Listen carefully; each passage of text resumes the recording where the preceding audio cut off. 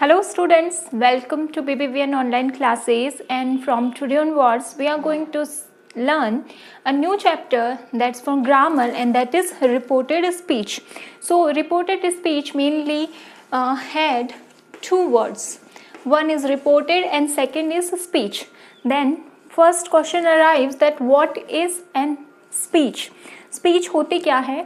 Actually, whenever we are communicating with others, with the help of sound, we can say that we are using, or we can say that we are saying speech. Okay, so speech is communication with others, communication with others with the help of sound. Okay, so communicate करने के लिए दो लोगों की ज़रूरत होती है. First वो जो बोले एंड सेकंड जो सुने. इट मीन्स फर्स्ट हो गया आपका first person, that who is speaking, and the second person is who is listening.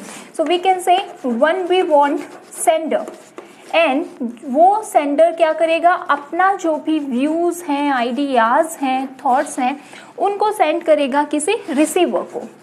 It means first person to second person.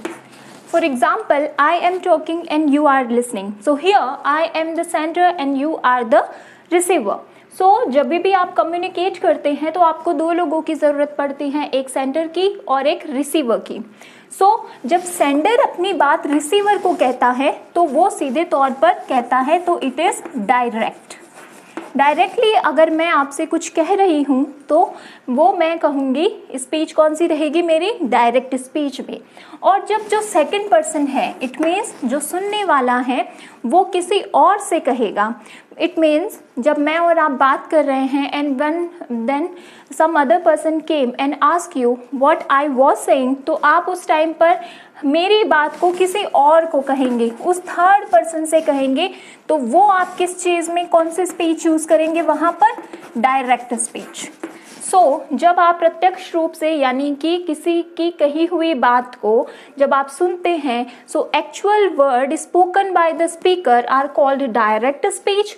और जब वही बात आप किसी और से कहते हैं, इट मीन्स स्पीकर की कही हुई बात को आप जब किसी और पर्सन से कहते हैं तो वो कही जाती है indirect speech. For an example, I said to Reena, या फिर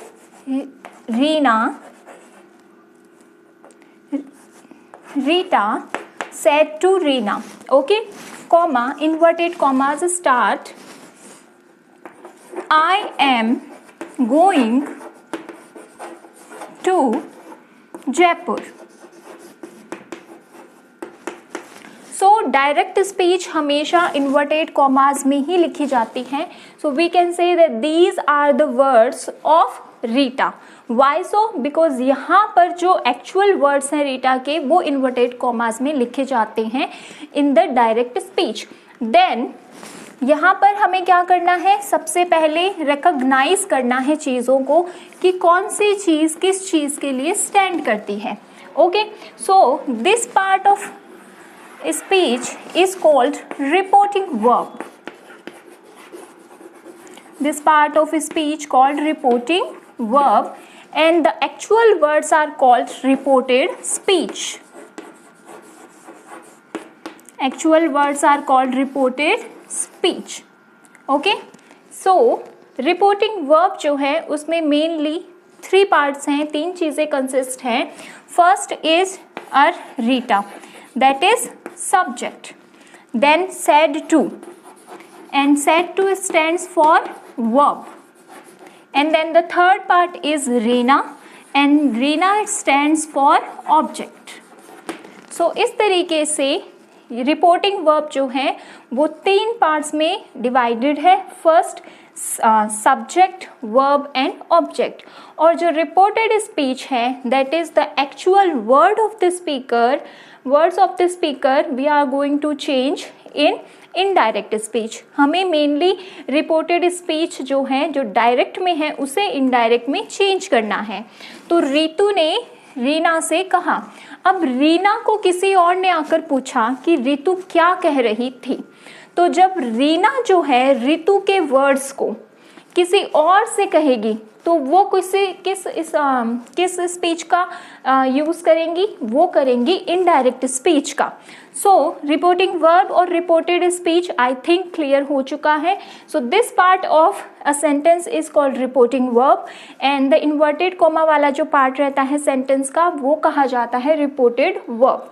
अब बात आती है इसे इनडायरेक्ट में चेंज करने की। So there are some grammar rules to change direct sentence to indirect sentence. सबसे पहला रूल आता है चेंज ऑफ प्रोनाउन का। Change of pronoun. प्रोनाउन वो वर्ड्स जो कि हमारे नाउन की जगह पर यूज़ किए जाते हैं। जैसे यहाँ पर वर्ड यूज़ किया गया है रीटा और यहाँ पर यूज़ किया है आई। ठीक है, तो जब हम आई, फर्स्ट रूल इसका कहता है कि जब आपका सब्जेक्ट जो हो आई, मी, माई, वी, आर हो तो आपको क्या करना है, इस प्रोनाउन को यानी कि यहाँ वाले प्रोनाउन को according to the subject change करना है।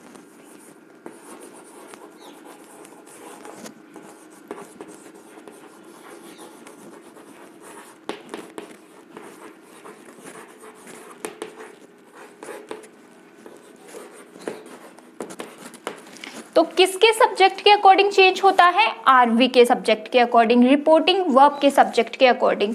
अगर यहाँ पर आई, मी, माई, वी, अर सेल्स आता है तो यहाँ पर हम जो है उसको किसके अकॉर्डिंग चेंज करेंगे, रिपोर्टिंग वर्ब के सब्जेक्ट के अकॉर्डिंग। सेकेंड रूल कहता है when you are talking about you, your, yours. ठीक है, अगर यहाँ पर आई की जगह यू आता है तो ये किसके अकॉर्डिंग चेंज होता है, change according to object of RV. ठीक है, तो यहाँ पर अगर यू वर्ड आता है तो वो रीना के अकॉर्डिंग चेंज होता है। इट मीन्स हमारा जो ऑब्जेक्ट है रिपोर्टेड स्पीच का उसके अकॉर्डिंग चेंज होता है।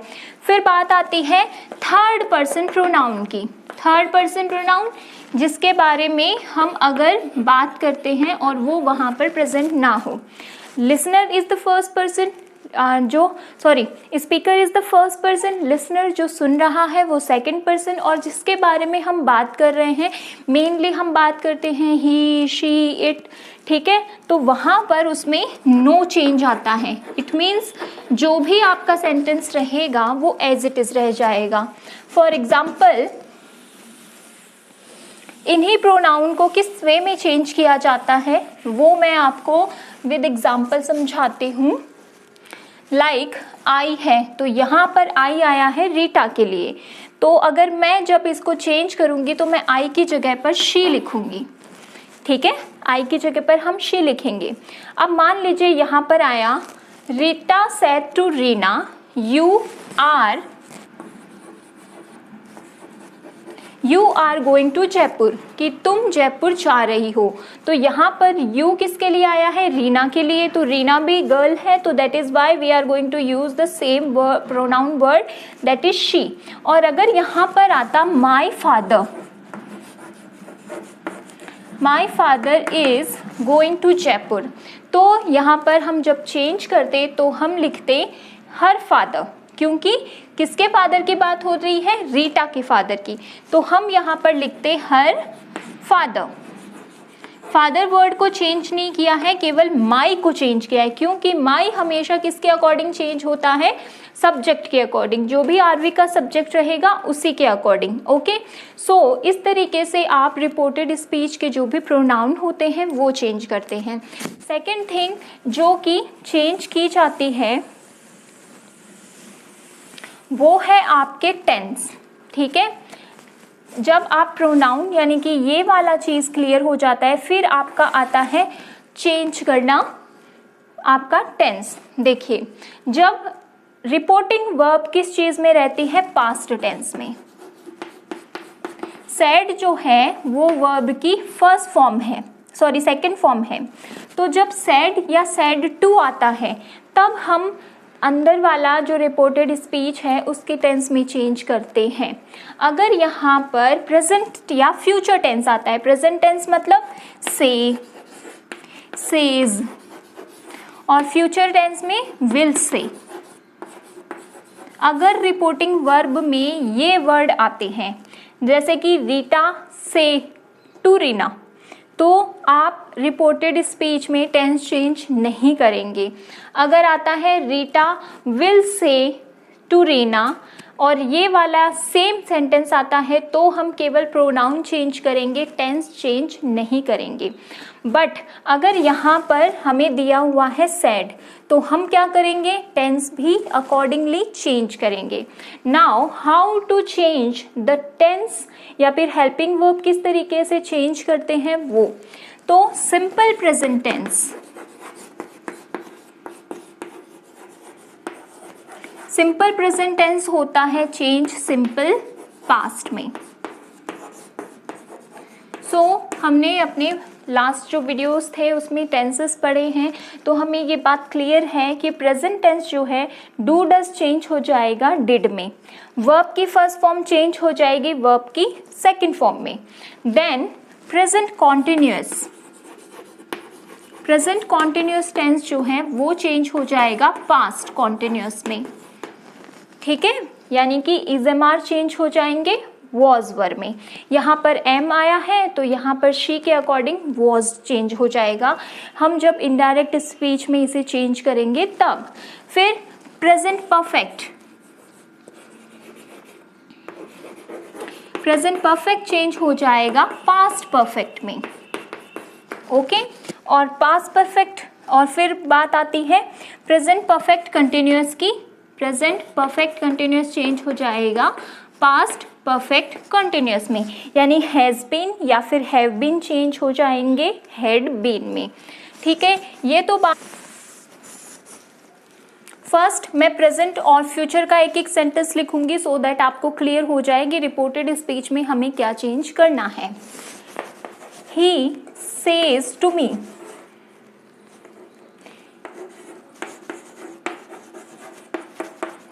I am going